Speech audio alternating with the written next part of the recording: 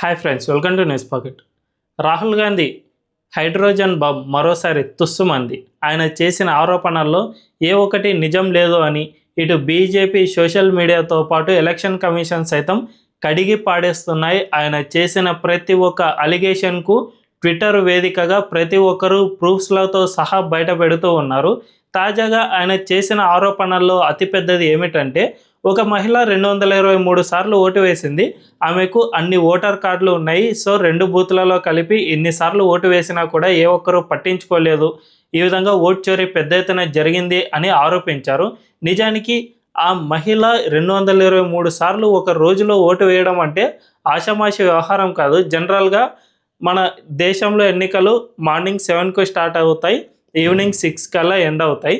So 7 to 6 అంటే 11 గంటలు. 11 గంటల్లో 223 సార్లు ఓటు వేయాలంటే అప్రాక్సిమేట్లీ ప్రతి 3 సార్లకు ఒకసారి ఆమె ఓటు వేయాల్సిన పరిస్థితి ఉంటుంది.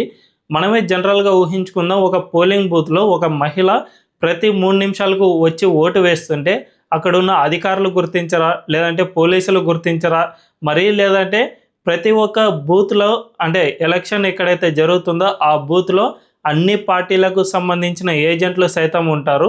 జనరల్గా మన ఏపీఆర్ తెలంగాణ అయితే కాంగ్రెస్, టీడీపీ ఇలాంటి పార్టీలు ఉంటాయి కదా. రాహుల్ గాంధీ చేసిన ఆరోపణలో హర్యానాను బేస్ చేసుకుని ఆరోపణ చేశారు కాబట్టి అక్కడ బీజేపీ అండ్ కాంగ్రెస్కు సంబంధించిన ఏజెంట్లు ఖచ్చితంగా ఉంటారు. మరి ఈ ఏజెంట్లు ఏం చేస్తూ ఉన్నారు అన్నదే ఇక్కడ సందేహంగా మారింది. అంతేకాకుండా రాహుల్ గాంధీ ఎక్కడైతే ఏ బూత్లో అయితే ఈ విధంగా ఓటు చోరీ ఒక మహిళ 223 సార్లు ఓటు వేసింది అని ఆరోపించారో ఆ బూత్కు సంబంధించిన ఏజెంట్ ఎలక్షన్ అది అఫిడవిట్ ఉంటుంది కదా, దాంట్లో క్లియర్గా సంతకం చేశారు. ఎలక్షన్ ప్రక్రియ మొత్తం సజావుగా సాగింది, ఎక్కడా కూడా అవకతవకలు జరగలేదు అని ఆయన ఒప్పుకున్న తర్వాత సంతకం సైతం చేశారు. సో కాంగ్రెస్ ఏజెంట్ ఏమో ఒకవైపు అసలు ఇక్కడ ఎటువంటిది తప్పు జరగలేదు, అంత సజావుగా జరిగింది అని ఒకవైపు సంతకం చేస్తాడు. కానీ ఆ పార్టీ అధినేత రాహుల్ గాంధీ మాత్రం ఆ బూత్లో ఒక మహిళ ప్రతి 3 నిమిషాలకు ఓసారి వచ్చి ఓటు వేసింది, తద్వారా 223 సార్లు ఒక మహిళ ఓటు వేసింది, ఎవరేం పట్టించుకోలేదా అనే విధంగా ఆరోపణలు చేస్తూ ఉన్నారు. ఈ రెండింటినీ చూసుకుంటే ఖచ్చితంగా మనకు రాహుల్ గాంధీదే స్పష్టంగా తప్పు అని తేలిపోతుంది.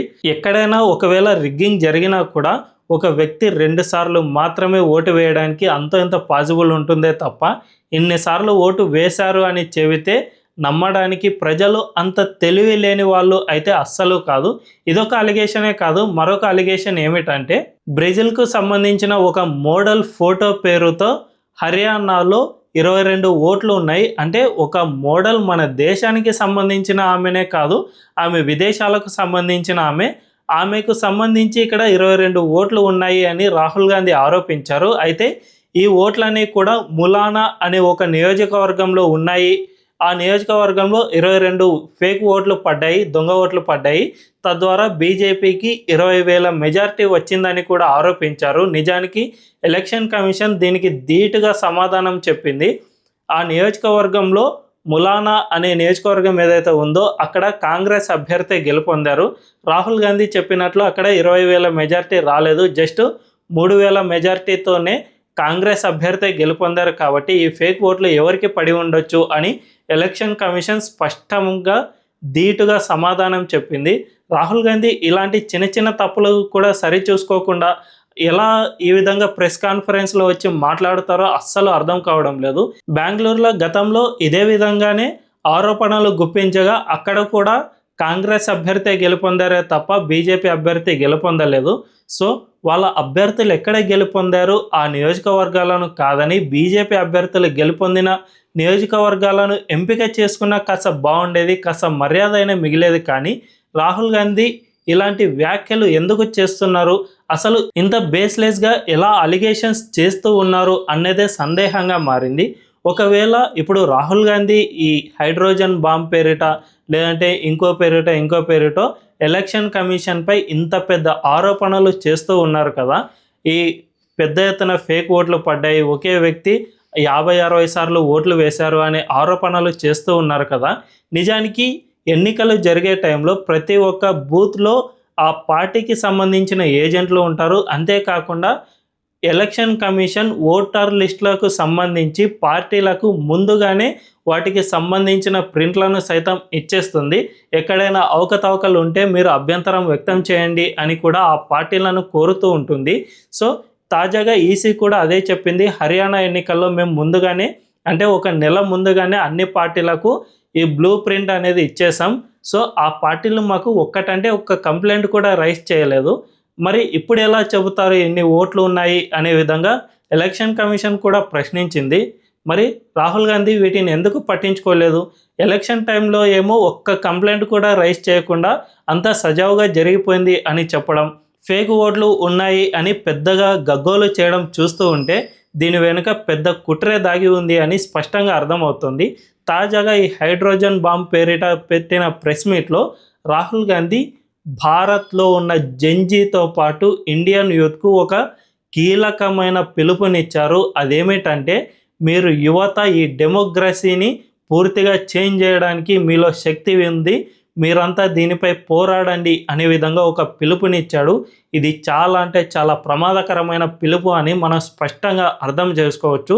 రాహుల్ గాంధీ కొన్ని అబద్ధాలను కలిపి ఒక నరేటివ్ను మన దేశంలో క్రియేట్ చేస్తూ ఉన్నారు.